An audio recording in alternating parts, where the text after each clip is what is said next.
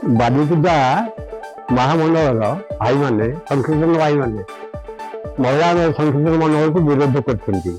ଆମ ଲକ୍ଷ୍ୟ ଯେ ସେମାନଙ୍କୁ ଅଗ୍ରାଧିକାର ଦିଆଯାଉ ସବୁ ଜାଗାରେ ନାମ କରିବା ପାଇଁ, ଆଉ ମହିଳା ମଣ୍ଡଳ ସ୍ୱୀକୃତି ଦେବା ପାଇଁ ଆମେ ଲଢୁଛୁ। ଆଉ ସ୍ୱୀକୃତି ପ୍ରାପ୍ତ ସେ ପାଇବେ, କିନ୍ତୁ ସମସ୍ତେ ବାଲିକୁଦା ସର୍କଲ ଯେଉଁଠି ନାମ ହବ ସେମାନଙ୍କୁ କେହି ବିରୋଧ ନ କରି ତାଙ୍କୁ ନାମ କରିବା ପାଇଁ ପରିବେଷଣ ଦିଆଯିବା ପାଇଁ ଆମେ ଲଢୁଛୁ। ବାଲିକୁଦା ବ୍ଲକ ଅଳାଭର ପଞ୍ଚାୟତ ଅଧୀନରେ ଥିବା ଅଳିଆ ଗ୍ରାମର ପ୍ରାଚୀନ ଧର୍ମେଶ୍ୱର ମହାଦେବ ମନ୍ଦିର ପରିସରରେ କଳିଙ୍ଗ ସଂକୀର୍ତ୍ତନ ମଣ୍ଡଳୀ ମହାସଂଘ ଓମେନ୍ସ ନାରୀ ସଂଗଠନ ତରଫରୁ ଏକ ବୈଠକ ଅନୁଷ୍ଠିତ ହୋଇଯାଇଛି। ଏହି ଅବସରରେ ପ୍ରଥମେ ଧର୍ମେଶ୍ୱର ମହାଦେବଙ୍କ ନିକଟରେ ପୂଜାର୍ଚ୍ଚନା କରାଯାଇ ସଂକୀର୍ତ୍ତନ କରାଯାଇଥିଲା। ଏହି ସଂକୀର୍ତ୍ତନ ମଣ୍ଡଳୀରେ 20ରୁ ଉର୍ଦ୍ଧ୍ୱ ସଂକୀର୍ତ୍ତନ ମଣ୍ଡଳୀ ରହୁଥିବା ବେଳେ ଅଞ୍ଚଳରେ ଅନେକ ଆଧ୍ୟାତ୍ମିକ ଅନୁଷ୍ଠାନରେ ସଂକୀର୍ତ୍ତନ କରିଥାନ୍ତି। କିନ୍ତୁ ପୂର୍ବରୁ ଗଢ଼ି ଉଠିଥିବା ନାମଯଜ୍ଞ ସଂସ୍କାର ମହାମଣ୍ଡଳ ସମିତି ସଂକୀର୍ତ୍ତନ ମଣ୍ଡଳୀ ଏହି ମହିଳା କୀର୍ତ୍ତନ ମଣ୍ଡଳୀକୁ ବିରୋଧ କରିଥିବା ନେଇ ଅଭିଯୋଗ ହୋଇଛି। ଅଭିଯୋଗ ମୁତାବକ ଅନେକ ସ୍ଥାନରେ ଉଭୟ କୀର୍ତ୍ତନ ମଣ୍ଡଳୀଙ୍କୁ ନିମନ୍ତ୍ରଣ କରାଯାଇଥିଲା, କିନ୍ତୁ କେତେକ ସ୍ଥାନରେ ନାମଯଜ୍ଞ ସଂସ୍କାର ମହାମଣ୍ଡଳ କୀର୍ତ୍ତନ ସମିତି ମହିଳା ମଣ୍ଡଳଙ୍କୁ କୁଞ୍ଜ ମଧ୍ୟରେ କୀର୍ତ୍ତନ କରିବାକୁ ବିରୋଧ କରିଥିଲେ। ମହିଳା ସଂକୀର୍ତ୍ତନ ମଣ୍ଡଳୀ ଯେଉଁଠି ସଂକୀର୍ତ୍ତନ କରିବେ ଆମେ ସେଠି ସଂକୀର୍ତ୍ତନ କରିବୁ ନାହିଁ ବୋଲି ବିରୋଧ କରିଥିଲେ, ଯାହାକୁ ନେଇ ମହିଳା କଳିଙ୍ଗ ସଂକୀର୍ତ୍ତନ ମଣ୍ଡଳୀଙ୍କ ମଧ୍ୟରେ ଏକ ବୈଠକ ଡାକି ଆଲୋଚନା କରିଥିଲେ।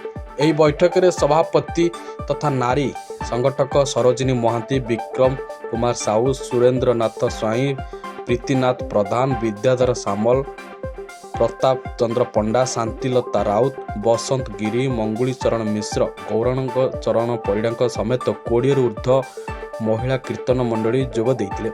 ତେବେ ଆଗାମୀ ଦିନରେ ମହିଳା ସଂକୀର୍ତ୍ତନ ମଣ୍ଡଳୀକୁ ଯଦି କୌଣସି ଜାଗାରେ ବିରୋଧ କରାଯାଏ ତେବେ ତାଙ୍କ ବିରୁଦ୍ଧରେ ଆଇନଗତ କାର୍ଯ୍ୟାନୁଷ୍ଠାନ ତଥା ଉଚ୍ଚ ନ୍ୟାୟାଳୟ ଆଶ୍ରୟ ନିଆଯିବ ବୋଲି ଚେତାବନୀ ଦେଇଛନ୍ତି। ବିକ୍ରମ କୁମାର ସାହୁ, ମଉଜା ଧନିଷ, ନାରୀମାନେ କେମିତି କୀର୍ତ୍ତନ କରିବେ, ସୁରକ୍ଷା ପାଇବେ? ମହାମଣ୍ଡଳ କୀର୍ତ୍ତନ ବିରୋଧ କରୁଛନ୍ତି। ନାରୀମାନଙ୍କର କୀର୍ତ୍ତନ କୁଞ୍ଜରେ ପଶିବେ ନାହିଁ, କୀର୍ତ୍ତନ କରିବେ ନାହିଁ, ଏମାନଙ୍କ ବିରୁଦ୍ଧରେ ଆମେ ସ୍ୱର ଉତ୍ତୋଳନ କରିଛୁ ଏବଂ ଏମାନେ କେମିତି କୀର୍ତ୍ତନ କରିକିରି ତାଙ୍କର ନ୍ୟାଯ୍ୟ ପାଇବେ, ଏତିକି ଆମର କାମନା। ପ୍ରୀତିନାଥ ପ୍ରଧାନ, ଅଳାବଳ ପଞ୍ଚାୟତ, ବାଲିକୁଦା ବ୍ଲକର ଧର୍ମେଶ୍ୱର ବୈଠକ ବାବା ଧର୍ମେଶ୍ୱର ମହାଦେବ ଅଳିଆ ଗ୍ରାମରେ ଅନୁଷ୍ଠିତ ଆଜି କଳିଙ୍ଗ ମହାସଂଘ ମହିଳା ସଂକୀର୍ତ୍ତନ ମଣ୍ଡଳୀର ବୈଠକ ଆଜି ହେଇଥିଲା।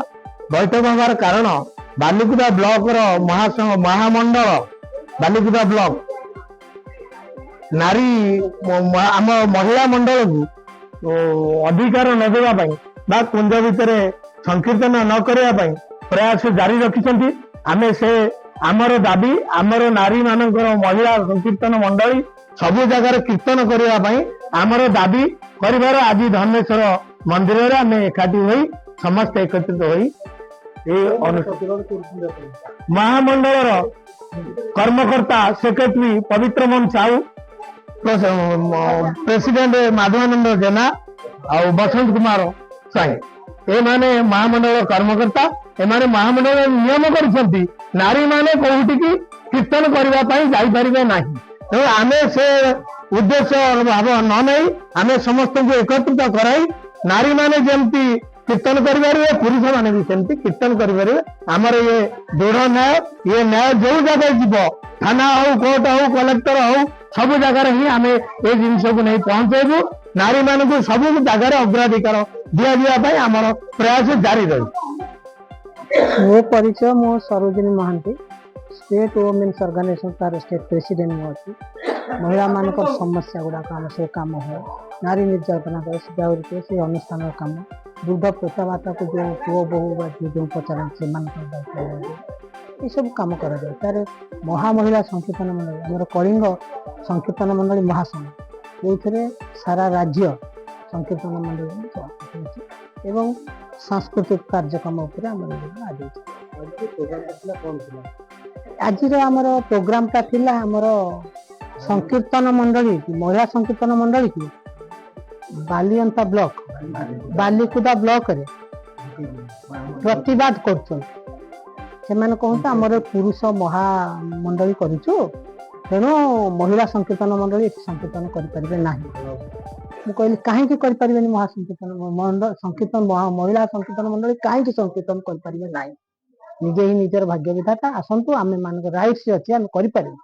ତାଙ୍କ ବିରୁଦ୍ଧରେ ଆମେ କାର୍ଯ୍ୟକ୍ରମ ଅନୁଷ୍ଠାନରେ ତାଙ୍କର କଠୋର ଦଣ୍ଡ ଦେଇପାରିବୁ ତାଙ୍କୁ, ଯେ ସେ ମହିଳା ମାନଙ୍କୁ ଅପମାନିତ କଲେ ଆଉ ଅସମ୍ମାନିତ କରୁଛନ୍ତି। ଯେ ମହିଳାକୁ ସମ୍ମାନ ଦେଇପାରୁନି ସେ କାହିଁକି ଅସମ୍ମାନିତ କରିବ?